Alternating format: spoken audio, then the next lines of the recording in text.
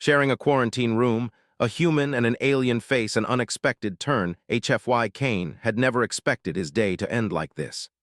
The bustling spaceport, with its towering silver ships and flashing advertisements, had felt like the usual chaos of intergalactic travel. But that had been hours ago. Now the sterile white walls of the quarantine room felt suffocating, the air heavy with a strange tension.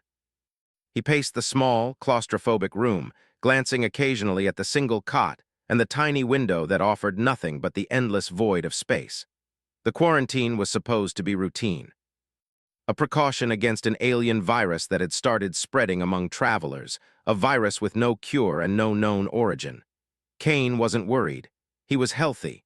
But when the medical officers had insisted that everyone be tested, he hadn't thought much of it. It was just another checkmark in the endless bureaucracy of intergalactic travel. But then they had made him stay. And now, here he was, trapped in a sterile room with only the sound of his boots tapping against the floor for company. Kane didn't mind being alone, but something about the stillness felt wrong. As he reached for the communicator on the wall, the door slid open, and in walked someone who was not supposed to be there. Zara stood in the doorway, tall and graceful, with a commanding presence that made the very air shift around her. She was an alien, and not just any alien.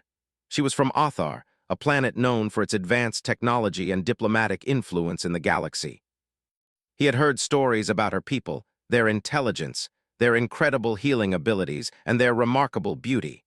What struck him most was how different Zara looked from the humans he knew. She had dark, almost shimmering skin, a silvery sheen that caught the dim light in unusual ways. Her eyes, bright and emerald, seemed to pierce through him, as if she were studying him even before she stepped into the room. Her appearance seemed out of place in the small, utilitarian room. She looked as if she should have been walking down the halls of an ambassador's residence, not standing in a quarantine room beside a human like him. But the way she held herself, with a mix of regal elegance and quiet discomfort, told him something was wrong. He could see the tension in her posture, the way she hesitated before stepping all the way inside. "Are you also being held here?" Kane asked, his voice breaking the silence. He knew she wasn't supposed to be in quarantine, not unless there was a confirmed risk of exposure. Zara glanced at him, her gaze flickering over his face, as though weighing the possibility of responding. Finally, she nodded slightly, her lips barely parting as she spoke. "It seems the circumstances have changed for both of us." Kane raised an eyebrow. "What do you mean?" "Are you infected?" Zara's eyes flashed with something he couldn't quite identify. "Not in the way you think." She walked further into the room, her movements graceful and deliberate. "You should know I wasn't supposed to be placed in quarantine with you. But the situation has escalated. I am here because of an emergency." Kane's curiosity piqued, but he didn't ask any more questions. Zara didn't seem like someone who easily volunteered information. Instead, he chose to study her as she moved around the room, examining every corner as if she were calculating an escape route. He couldn't help but wonder why someone like her, someone with so much political weight, would be put into a quarantine room like him, a simple, lowly human pilot. "I'm Kane," he said after a pause, trying to break the awkward silence. He extended his hand to her, the gesture feeling strangely formal in the sterile room. Zara hesitated for a moment before placing her hand in his, her grip firm but cool. He noticed the slight tremble in her fingers, but she quickly masked it with a calm expression. "Zara," she replied simply. They stood there for a moment, the silence growing heavier. Kane could tell she wasn't comfortable with the situation, but there was something more to her discomfort. He had been in enough tense situations to recognize it. Fear. She was afraid. "What's really going on?" Kane asked, unable to hold back the question any longer. "Why are you really here?" Zara looked at him for a long moment, her expression unreadable. "It's not just the virus, it's much worse." Kane frowned, his instincts kicking in. "Worse than a virus." "What do you mean?" Before Zara could respond, the door to the room slid open again and a nurse entered. She was a young human woman, her uniform crisp and neat, but her face was drawn with worry. "I'm sorry to interrupt," the nurse said, her voice strained. "But there's been a change in the situation. The virus is mutating faster than we anticipated." Zara's eyes narrowed at the nurse's words, and Kane could feel the air in the room grow colder. He wasn't sure why, but he could tell that Zara knew more than she was letting on. He saw the faintest flicker of something, fear, realization, maybe even guilt, pass through her expression, but it was gone before he could be sure. "What does that mean?" Kane asked, his voice low, trying to keep his calm. "Are we in danger?" The nurse shook her head quickly. "We're still monitoring the situation, but we've been instructed to isolate anyone who may have been exposed. We don't know how fast it's spreading, but we can't take any chances." The nurse turned to leave, but before she did, she glanced back at Kane and Zara with a serious look. "Stay safe. I'll check on you both soon." When the door closed behind her, a heavy silence filled the room once again. Kane's gaze shifted to Zara. This time he saw it more clearly, the anxiety in her eyes. It was only a brief moment, but it was enough to make him realize that there was far more at play here than a simple quarantine. "Zara," Kane started, his voice tentative, unsure if he was ready to push for more answers. But before he could continue, she spoke first. "You're not safe here, Kane. None of us are." Kane stared at her, confused. "What do you mean? Are you saying the virus isn't just a virus?" Zara nodded slowly, her gaze not meeting his. "It's a weapon. It was created to do more than just kill. It's designed to manipulate, to control." Kane's mind raced. The virus was a weapon created by who, and why was Zara so involved? "Why don't you tell me the full story?" Kane asked, taking a step closer. "I have a feeling there's more to this than you're letting on." Zara's eyes flicked up to meet his, and for the first time since they'd met, he saw a flash of something in her gaze, a deep, haunting sadness. "Because I can't trust you yet." Kane felt the weight of her words. There was so much more to Zara than he had imagined. He didn't know her past or the full scope of the danger they were facing, but he knew one thing for sure. The quiet isolation of the quarantine room was about to turn into something much, much worse. And he was going to need Zara's help if he had any hope of surviving what was coming next. The hours seemed to drag on in the sterile, white room. Kane had lost track of time. His watch was in his bag, and there was no clock on the walls. The lights above flickered, casting a faint hum in the air that made the room feel even more claustrophobic. It had been an hour since Zara had said the words that had made his stomach tighten with unease. "It's a weapon." He sat on the edge of the cot, his arms crossed over his chest, trying to make sense of what she had said. Zara was pacing now, her eyes darting between the walls, the door, and Kane. He could tell she was uncomfortable. Her alien nature, usually so calm and composed, had slipped. For the first time since their meeting, she seemed as uneasy as he felt. Kane shifted on the cot, watching her. "What do you mean it's a weapon?" he asked again, his voice firmer now, a sense of urgency creeping into his tone. Zara paused, glancing at him briefly before continuing her restless movements. "I didn't want to say it so soon, but the truth is worse than you think," she said, her voice quieter now, as though she were afraid someone might hear. "This virus, this disease, it's not just something that's affecting us. It's been engineered, created. By a faction of my own people." Kane leaned forward, his hands on his knees, his mind racing. Zara's people, the Athari, were known for their diplomacy and advanced technology. They were a peaceful species, highly respected throughout the galaxy. The thought that one of their factions would develop a weapon like this was almost impossible to believe. "Why?" Kane asked, his voice barely a whisper. "Why would they do this? What's the purpose?" Zara stopped pacing and turned to face him. Her eyes were full of something he hadn't expected, guilt, fear, and a strange sense of betrayal.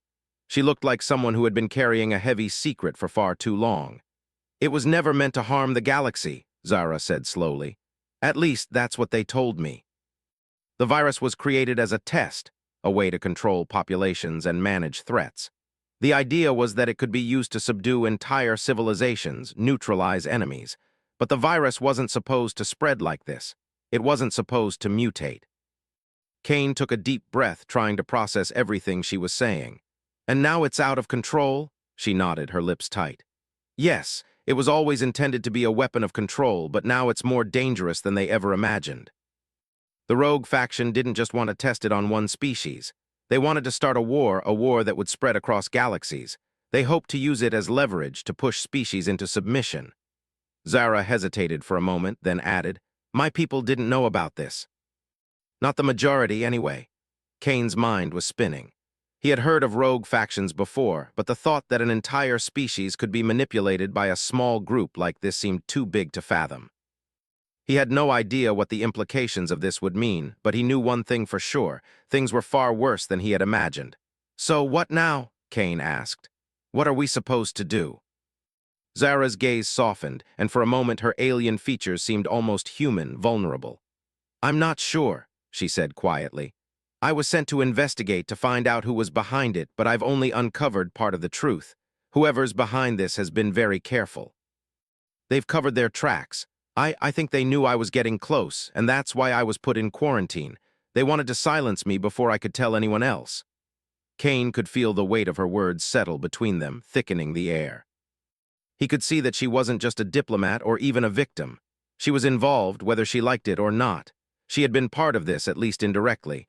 That thought was hard to swallow.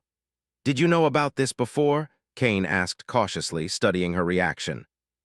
Zara flinched, but only for a moment. She looked away, her fingers fidgeting with the edge of her sleeve. "No," she said firmly. "I didn't know. My people have always been peaceful. We've always tried to maintain balance. But there are factions, ones who think peace is weak.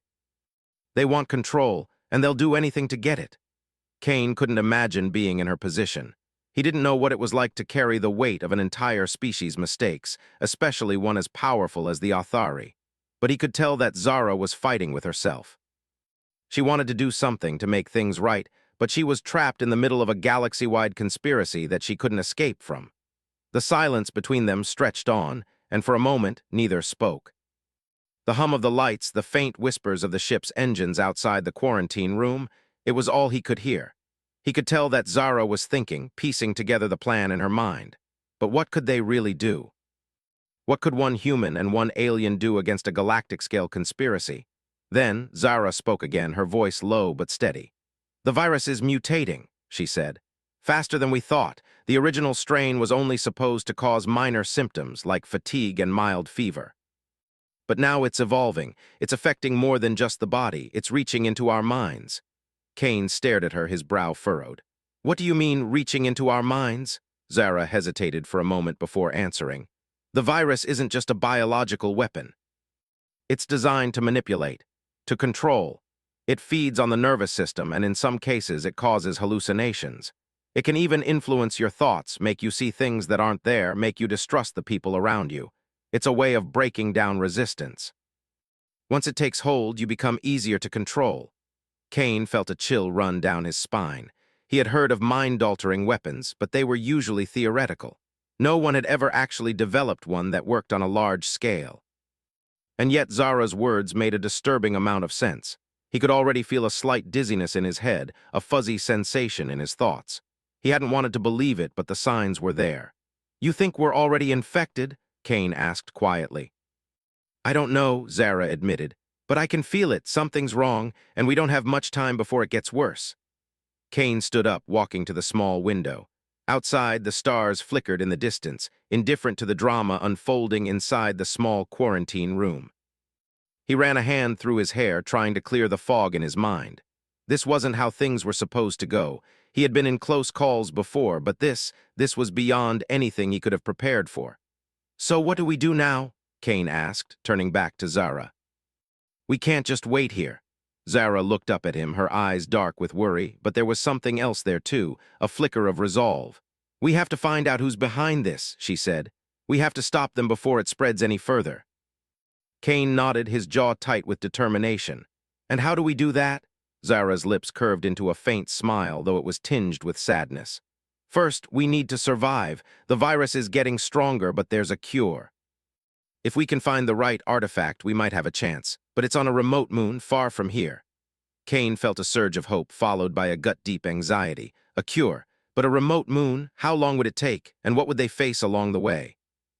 "Let's get moving then," Kane said, his voice steady but with a hint of urgency. "The longer we wait, the harder it's going to be." Zara nodded, a quiet agreement passing between them. "We don't have much time." They both knew that the clock was ticking for them and for the galaxy. Their journey had only just begun, and the path ahead was uncertain. But one thing was clear: together they would have to fight for survival. Kane sat still for a moment, his mind spinning. The idea of leaving the safety of the quarantine room, even to find a cure, seemed like a massive risk. They were both infected, and the virus was only getting worse. But Zara had made it clear that if they didn't act soon, the situation would spiral out of control. The stakes were higher than ever, and there was no time to waste. Zara looked at him, her eyes unwavering despite the uncertainty hanging in the air. There was something in her gaze that made Kane believe she wasn't just talking about surviving the virus. She was talking about something far bigger. The mission to stop the virus's spread was now his mission too. He wasn't about to let it destroy everything he had ever known, everything he had fought for. His fingers tightened into fists as he stood up from the cot, determination setting in. "All right," Kane said, breaking the silence. "Let's do it. We'll find this cure and stop whoever's behind this." Zara nodded slowly, but the flicker of concern in her eyes didn't escape Kane. She seemed to know the risks better than anyone. She had been involved in something she clearly hadn't signed up for, and now she was on the run, caught between two sides of a dangerous conflict. "We need to get to a ship," Zara said, her voice calm but sharp. "If we're going to make it to the moon where the cure is, we'll need to leave this station." Kane turned to her, raising an eyebrow. "Leave this station? You do realize we're both infected, right? And we have no idea how far this virus has spread." Zara's gaze didn't waver, her posture straightening. "I know," she said quietly. "But if we stay here, the authorities will lock us down even further. And the longer we wait, the harder it will be to retrieve the cure. We don't have the luxury of playing it safe." Kane let out a long breath. Zara was right, but the uncertainty of the plan gnawed at him. They had no idea how much time they had before the virus fully took hold, or if they would even make it out of the station without being caught. Still, he knew they had no choice. If they didn't act, the galaxy would pay the price. He wasn't about to let that happen. They spent the next few minutes making plans, quickly sketching out a strategy to get to the nearest shuttle bay. Zara had an idea of where the nearest ship might be, and it was one of the few that wasn't under tight lockdown. But getting to it wouldn't be easy. The hallways outside the quarantine room were eerily quiet, as if everyone was waiting for something to happen. The muffled hum of the station's engines and the distant chatter of medical personnel were the only sounds. Kane glanced at Zara, who seemed to move with an air of confidence, even though she had just admitted how little she knew about the rogue faction behind the virus. "Stay close," Zara whispered, her voice low but sharp. Kane followed her lead as she moved toward the door. The control panel next to the door blinked red, signaling they had been locked in. Zara touched the panel, and after a moment the door slid open with a soft hiss. The hallway outside was empty, but the quiet was unsettling. Kane's senses were on high alert as they moved quickly, keeping to the shadows, avoiding security cameras. As they passed through the corridors, the signs of a larger crisis began to show. Red lights flashed intermittently, warning of an emergency. A few people wandered the halls, their faces pale and tired, as though they had been awake for too long. Some had the telltale signs of the virus, a faint, unnatural pallor to their skin, their movements sluggish, their eyes glassy. Kane glanced at Zara, who seemed unaffected, but he could see the tension in her. She was keeping her focus on the mission, but there was something in the way she walked, the way her eyes flicked back to check on him. It was as though she expected something to go wrong at any moment. They turned a corner, and ahead, Kane spotted a pair of security officers standing guard. He froze. His heart rate spiked, and for a moment he thought they had been caught. But Zara didn't hesitate.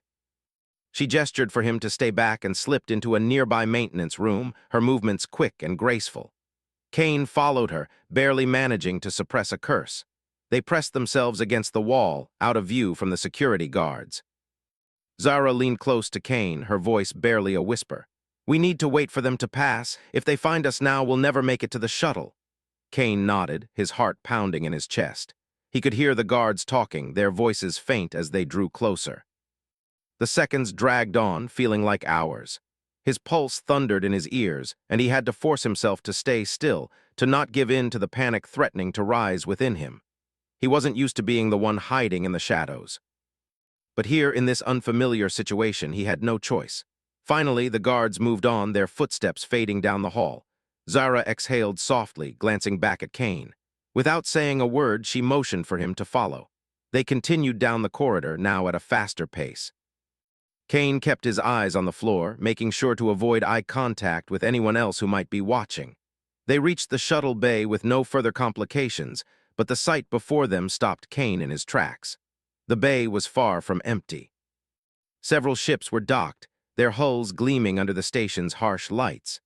But in the corner of the bay, a group of officers had gathered around a large shuttle, blocking the entrance. Kane could hear their voices raised in conversation, but he couldn't make out the words from this distance. He glanced at Zara, who had already begun calculating their next move. "We have to make it to that shuttle," Zara said, her voice low but urgent. "There's no time to waste." Kane's heart sank. If they tried to go through the front, they would be caught in seconds. But he didn't see another way. He looked around, trying to come up with a plan. His gaze landed on a ventilation shaft near the ceiling, small, but big enough for them to crawl through. "I have an idea," Kane said quickly, his mind working on overdrive. "If we can get up there, we might be able to slip past them." Zara raised an eyebrow, clearly skeptical. "Through the vents?" Kane nodded. "It's our best shot, trust me." Zara hesitated for a moment, clearly weighing the risks. Then with a nod, she turned toward the shaft, moving swiftly to the nearby ladder. Kane followed her up, trying to ignore the tension building in his chest. They were close, so close, but he knew that they weren't out of danger yet. They would have to move fast, stay quiet, and pray that they didn't get caught. The ventilation shaft was cramped, but it was their only option. Kane crawled forward, Zara right behind him. The faint smell of metal and oil filled the air as they made their way toward the end of the shaft. His heart was racing again. Every inch of movement felt like it could be their last. Finally, they reached the end of the shaft. Kane peered out, carefully checking the area below. The officers hadn't moved. He could see the shuttle clearly now, but there was still a lot of ground to cover before they could reach it. "We're almost there," he whispered. Zara nodded, her expression determined. She was every bit as focused as he was. They would do this together. There was no turning back now. With one final push, they slid out of the vent and into the shuttle bay. They kept to the shadows, moving as quickly as possible without making a sound. The officers were still distracted, talking among themselves. Kane held his breath as he and Zara slipped past them, not daring to make a single sound. They reached the shuttle, and with a few quick motions, they were inside. The door closed behind them, sealing them in. Kane let out a breath he didn't realize he'd been holding. They were in. Now all they had to do was survive the flight. But even as the shuttle powered up and began its journey toward the moon, Kane couldn't shake the feeling that they had just stepped into something far darker than they realized. Whoever had created this virus, whoever was behind the faction, they weren't going to let them go so easily. And the real fight was only just beginning.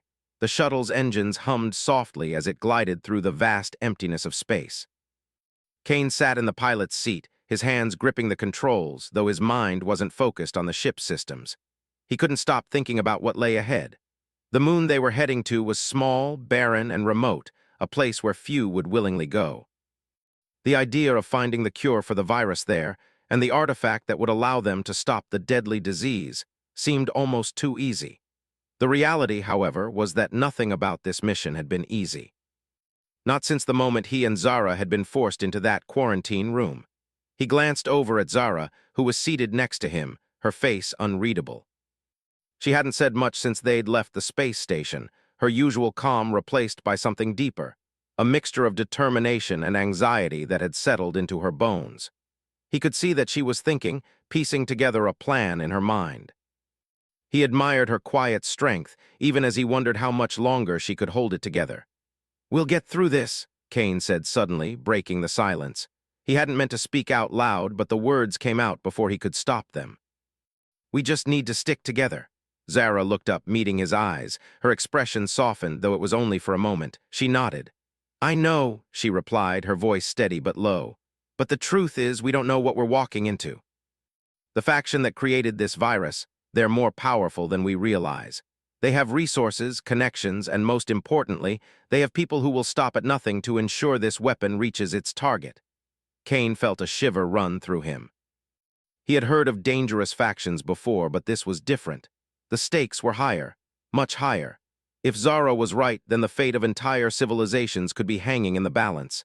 And yet, despite the danger, there was no turning back now. They had made it this far, and they were going to finish what they had started. "How long until we reach the moon?" Kane asked, trying to distract himself from the growing tension. Zara checked the navigation panel in front of her. "About an hour," she replied. "It's a small moon, uncharted by most star maps. There's no civilization there, just a few scattered outposts. The artifact we're looking for is hidden in one of them, a place called the Vault." "The Vault?" Kane repeated, raising an eyebrow. Sounds like something straight out of an old adventure story. Zara smiled faintly. It might as well be. It was built by the first explorers who mapped this sector. They hid all sorts of valuable things there, advanced technology, ancient relics, and apparently the cure for this virus. Kane nodded, trying to wrap his head around it. The cure for a galaxy-wide pandemic was hidden on a forgotten moon, inside a vault built centuries ago by explorers. It seemed too simple to be true, but Zara seemed confident, and Kane trusted her. If anyone could find the cure, it was her. But as he looked out at the empty expanse of space, a feeling of unease settled in his chest. They weren't just up against time. They were up against a shadowy faction that had already shown they were willing to go to extreme lengths to protect their secrets. Kane couldn't help but wonder, were they truly prepared for what awaited them on the moon? The ship's engine gave a soft whine as it adjusted its course, and the low hum of the controls reminded Kane that they were on a deadline. There was no room for mistakes. He took a deep breath, pushing the doubt from his mind. He needed to focus. If they failed, the consequences would be catastrophic. "How are you holding up?" Kane asked, glancing at Zara again. She met his eyes for a brief moment, her gaze intense. "I've been through worse," she said quietly. "But it feels different. This virus isn't just something we can fight with technology. It's insidious, sneaky, it manipulates. It's unlike anything I've ever faced." Her words hit Kane hard. He had assumed that, with all the advanced technology at their disposal, they could handle anything. But this virus, it wasn't like anything he had dealt with in the past. It wasn't just a disease. It was a weapon that could warp their very minds, make them distrust their allies, and break them from the inside out. "I know," he said softly, "but we have each other." Zara didn't reply, but the faintest flicker in her eyes told him that she understood what he meant. The minutes passed slowly as they continued toward the moon. Kane kept his focus on the controls, trying to ignore the growing tension in the air. Every so often, he would glance at Zara, and he could see the weight of the situation bearing down on her. She had been involved in something much bigger than herself, and now she was carrying that burden alone. Kane wondered what her life had been like before all this, before the faction's manipulation, before the virus. But as the moon loomed larger in the viewport, his thoughts were interrupted by a sudden alert. A warning flashed on the ship's dashboard, unauthorized craft detected. Kane's heart skipped a beat as he looked up. He hadn't expected this. The moon was supposed to be uninhabited. No one should have been here. "Zara," he said urgently, "do you see this?" Zara's eyes flicked to the screen. Her expression didn't change, but Kane could see the shift in her posture, the way she braced herself. "It's them," she said quietly. "They've found us." Kane's pulse quickened. The faction, they had somehow tracked them down. Zara had been right, they were always a step ahead. "We need to lose them," Kane said, his voice tight with urgency. Zara stood up from her seat, moving to the console. "I can try to jam their signals, but we'll need to make it to the surface before they catch up to us." Kane didn't need to hear more. He gripped the controls tightly and pushed the ship into a sharp dive toward the moon's surface. The ship jolted as the artificial gravity adjusted, and they plunged toward the barren landscape below. The low hum of the ship's engines turned into a roar as they entered the moon's atmosphere. Kane pushed the throttle forward, feeling the sudden rush of speed. The ground rushed toward them faster than he expected. A warning light blinked on the dashboard, signaling they were descending too quickly. "Pull up," Zara shouted, her voice sharp with urgency. "You're going to crash us." Kane gritted his teeth and yanked the controls upward, but the ship groaned in protest. He could feel the tension in the air as they dropped closer and closer to the jagged terrain below. At the last second, Kane pulled up hard, sending the ship skimming just above the moon's surface. The ground blurred beneath them as the ship leveled out. They were in the clear for now. Zara exhaled sharply, her hands gripping the back of the seat as she steadied herself. "That was too close," she muttered. "We're not out of danger yet." Kane's heart was still racing, but he managed a small nod. "Let's get to the vault." They were deep in enemy territory now. The faction would stop at nothing to capture them to keep the cure out of their hands. But they were close, so close. Kane glanced at Zara. "We're in this together," he said, his voice firm. Zara gave a small nod.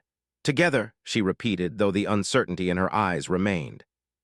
The next few minutes passed in tense silence as they flew over the moon's rugged surface, searching for any signs of the vault. The landscape was barren, devoid of life. There were no markers, no signs of civilization, just vast stretches of rock and dust. And then, as they rounded a jagged ridge, something caught Kane's eye. A small, hidden entrance nestled between two boulders, barely visible in the dim light. "There," he said, pointing toward it. Zara's eyes followed his gesture. "That's it," she said. "The vault. We have to land nearby." Kane angled the ship toward the entrance, his mind focused on one thing, getting there before the faction found them. They were close, so close. But as the ship descended once again, Kane couldn't shake the feeling that their greatest challenges were just beginning. The shuttle descended lower, its engines roaring as it cut through the thin atmosphere of the barren moon. Kane's hands were steady on the controls, but his mind was racing. They were so close now.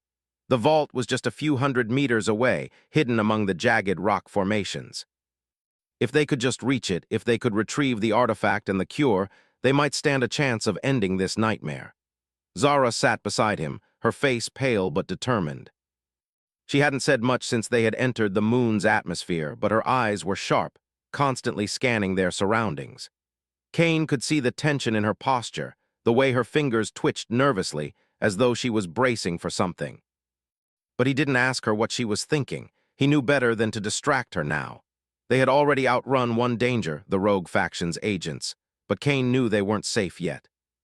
The vault was deep inside the moon, and there was no telling what kind of security or traps awaited them. The faction wasn't stupid. If they had hidden the cure in this ancient structure, they had made sure it would be well guarded. The shuttle's landing gear clanked as it touched down on the uneven ground. Kane quickly powered down the engines, his eyes darting to the small window as he scanned the surrounding area.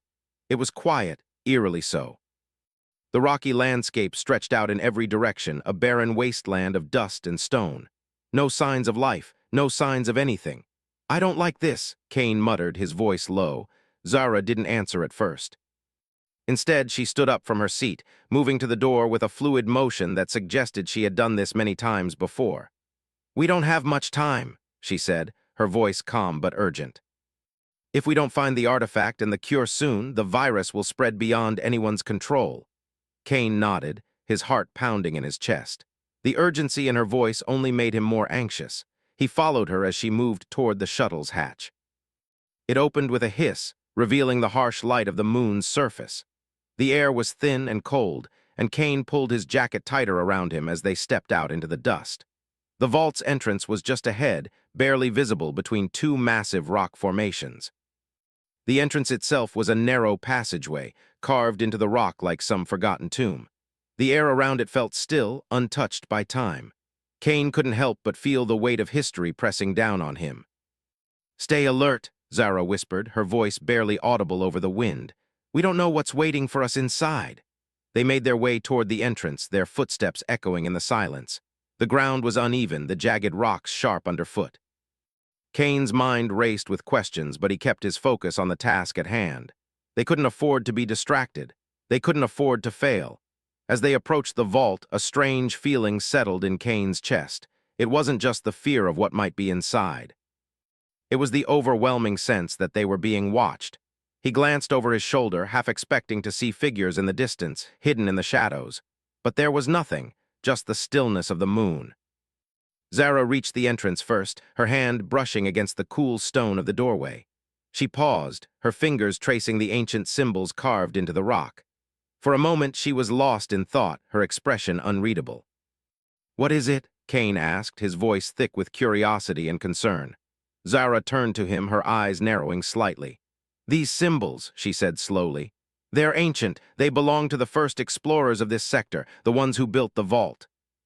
They were a peaceful people, but they believed in protecting their secrets at all costs. This door, it's not just a barrier, it's a test." Kane raised an eyebrow. "A test? What kind of test?" Zara's lips curled into a faint smile, though it didn't reach her eyes. "I'm not entirely sure, but I know it's designed to keep out anyone who isn't worthy of entering. Only those with the right knowledge can get past it." Kane's heart skipped a beat. "So, what now?" Zara stepped forward, her fingers still tracing the symbols on the door. She muttered something under her breath in a language Kane didn't understand. The symbols began to glow faintly, their light flickering like a pulse. The ground beneath their feet seemed to shift, and Kane instinctively stepped back, his hand reaching for the side of the entrance to steady himself. The door groaned, a low rumble vibrating through the stone, and then, with a slow, deliberate movement, it began to open. The darkness beyond the door seemed to reach out like a living thing. Kane felt a cold chill rush over him as the door creaked fully open, revealing a vast chamber beyond. "This is it," Zara said, her voice low, reverent. "We're inside." Kane's eyes adjusted to the dim light as they stepped into the vault. The air inside was cool and dry, and the walls were lined with strange devices, ancient technology that hummed quietly in the background. There were no windows, no signs of life. It was as if time had forgotten this place entirely. The chamber stretched out in front of them, filled with rows of metallic shelves and crates. The walls were covered in intricate carvings, depicting scenes of distant stars, alien landscapes, and symbols Kane couldn't make sense of. It looked like a museum, but everything here was functional, designed for a purpose. The artifact they needed was somewhere within these walls. Zara's gaze swept over the room, her eyes narrowing as she took in the layout. "The cure should be here," she said. "Somewhere, but we'll have to find it quickly." Kane followed her lead, his eyes scanning the rows of shelves and crates. He could feel the weight of the situation bearing down on him, the urgency to find the cure. If they failed, the consequences would be unimaginable. They moved deeper into the vault, their footsteps echoing off the cold stone floor.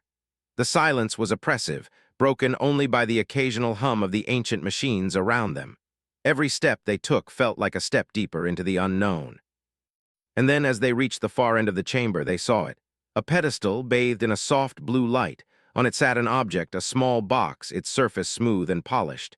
Kane felt a sudden surge of hope. This had to be it. This had to be the artifact they needed to stop the virus. Zara stepped forward, her eyes fixed on the box. But as she reached for it, a loud, mechanical click echoed through the chamber. The door they had entered through slammed shut, and the sound of heavy footsteps echoed through the vault. Kane spun around, his hand going to his sidearm instinctively, but there was no one in sight. "This isn't good," Kane said, his voice tense. "We're not alone." Zara's eyes flicked to the shadows. "They've found us," she said, her voice tight with alarm. "The faction, they knew we would come here." Kane's mind raced. They had walked right into a trap. The faction had anticipated their every move, and now they were trapped in the heart of their stronghold. Footsteps grew louder, and figures began to emerge from the darkness, soldiers, heavily armed and clad in dark uniforms. Kane counted at least 5 of them, all moving with precision. Their eyes locked onto Zara, their faces cold and determined. "Zara," one of them said, his voice low but firm, "you should have stayed away." Zara's expression was unreadable. She didn't flinch. "You're too late," she said quietly. "The cure is here, you can't stop us." The soldiers took a step forward, their weapons raised. Kane's grip on his sidearm tightened. This was it. They had come this far, and they weren't going to let it end here. Without warning, Kane drew his weapon and fired, taking out the nearest soldier in one swift motion. Zara moved with a fluid grace, pulling out her own weapon and taking down another soldier before he had a chance to react. But the remaining 3 advanced quickly, forcing Kane and Zara to retreat toward the pedestal. "You can't win this fight," one of the soldiers shouted. "Surrender now," Zara's eyes flashed with anger. "Not until we stop this madness." Kane glanced at the box on the pedestal, his mind racing. They had to get out. They had to get the cure. He couldn't let Zara's bravery be in vain. In one swift movement, Kane grabbed the box, and as he did, a sudden explosion rocked the vault. The blast sent the soldiers scrambling, but it also knocked Kane and Zara off their feet. The room shook violently, and debris rained down around them. "We have to go," Kane shouted, pulling Zara to her feet. They couldn't stay here any longer. The vault was collapsing. They had won, but it was only a temporary victory. With the artifact in hand and the cure within reach, Kane and Zara ran toward the exit, not looking back. They had come this far. Now they had to finish what they had started.